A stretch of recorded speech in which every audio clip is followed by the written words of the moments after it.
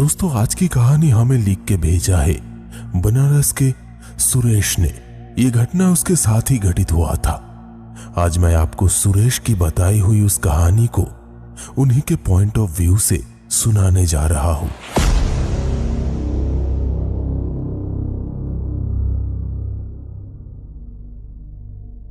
मेरा नाम है सुरेश और मैं 36 साल का हूं। यह तब की बात है जब मैं 30 साल का था। उस समय मैं अपने दोस्तों के साथ घूमने के लिए बनारस गया था। बनारस के बारे में तो सबको मालूम ही होगा। वहां पर काशी विश्वनाथ जी का मंदिर है। बहुत सारे भक्तों की भीड़ लगी रहती है। सभी बाबा को एक बार अपनी आंखों से देखने के लिए वहां जाते हैं। हम 3 दोस्त उसी कारण से वहां पर गए थे।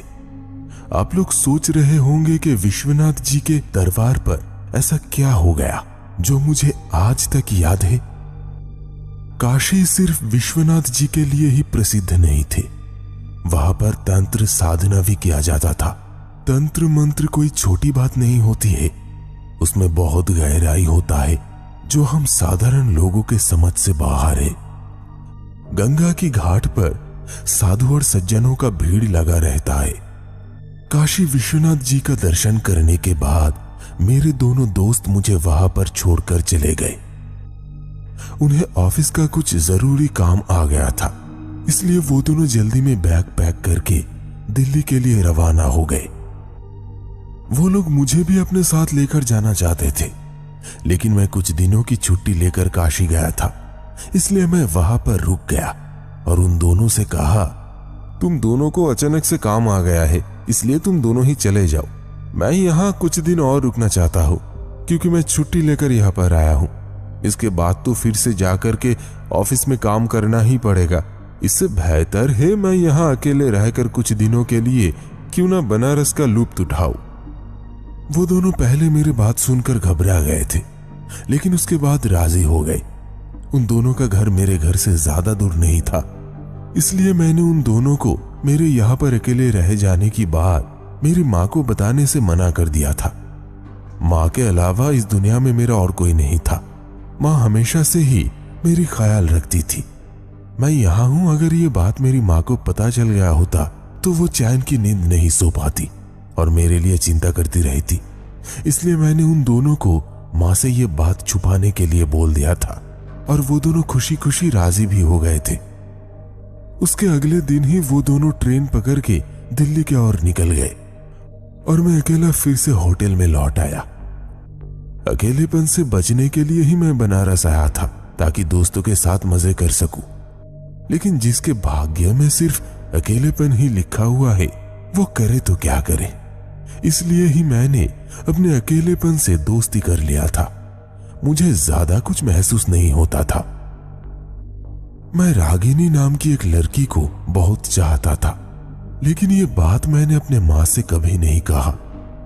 मैं उनको बताने ही वाला था, लेकिन उससे पहले ही रागिनी मुझे छोड़कर चली गई।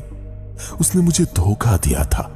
पिछले 4 सालों से मुझे धोखा देती रही, लेकिन मैं उस पर खुद से भी ज्यादा विश्वास किया करता था।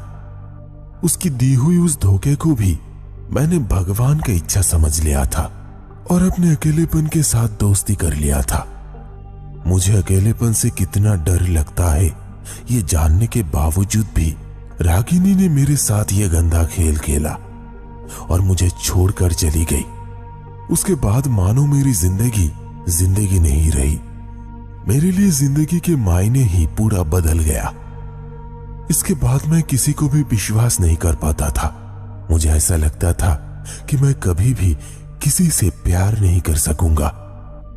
अगर कोई मेरे पास आएगा भी और मुझे प्यार देना चाहेगी, फिर भी मैं किसी को विश्वास नहीं कर सकूंगा, क्योंकि मैं रागिनी से सच्चा प्यार किया था और सच्चा प्यार कभी भी मरता नहीं।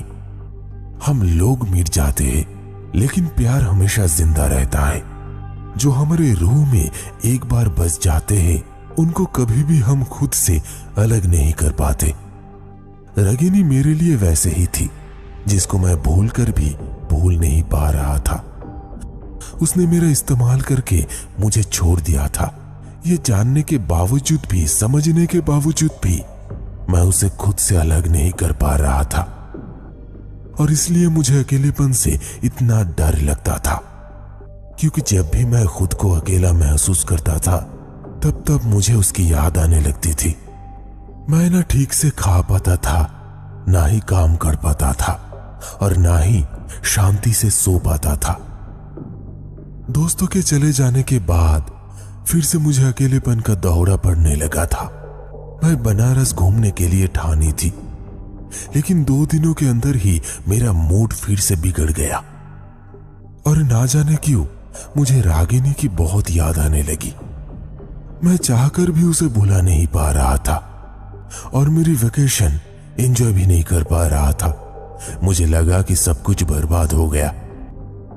तब मैं एक रात को होटल से निकलकर सामने वाला घाट पर जाकर बैठ गया। उस घाट का नाम था मुंशी घाट। वो मेरे होटल के नजदीक ही था। रागिनी की इतनी याद सता रही थी, मानो मैं उसे अपने पास ही महसूस कर पा रहा था। ऐसा लग रहा था कि मानो वो मेरे हाथ में हाथ डालकर शांति से मेरे कंधों पर अपना सिर रखकर रो रही हो। मुझे कुछ भी सूझ नहीं रहा था। मेरा मन एकदम से अशांत हो चुका था। मैं सिर्फ गंगा नदी के तट पर बैठकर उसकी यादों को अपनी बाहों में सिमटे हुए रो रहा था। तभी अचानक से मेरे दाहिने कंधों पर किसी ने हाथ रखा और मैं तुरंत चौंक गया। इससे पहले मैं गहरी सोच में डूबा हुआ था, रागिनी की यादों को भुलाने की कोशिश कर रहा था, कि तभी किसी ने पीछे से आकर मुझे डरा दिया। वहां पर कोई नहीं था। रात के उस वक्त वो घाट पूरा सुनसान था। मैं डर के मारे पीछे घूम नहीं पा रहा था। बहुत सारे लोगों ने इससे पहले मुझे उस घाट के बारे में कुछ सच्ची कहानियों का वर्णन किया था, और वो सभी कहानी भूतिया था। मैं जब उस बारे में सोचने लगा तभी पीछे से आवाज आया, कौन है तू और यहाँ पर क्या कर रहा है? जानता नहीं इस समय यहाँ पर कोई भी नहीं।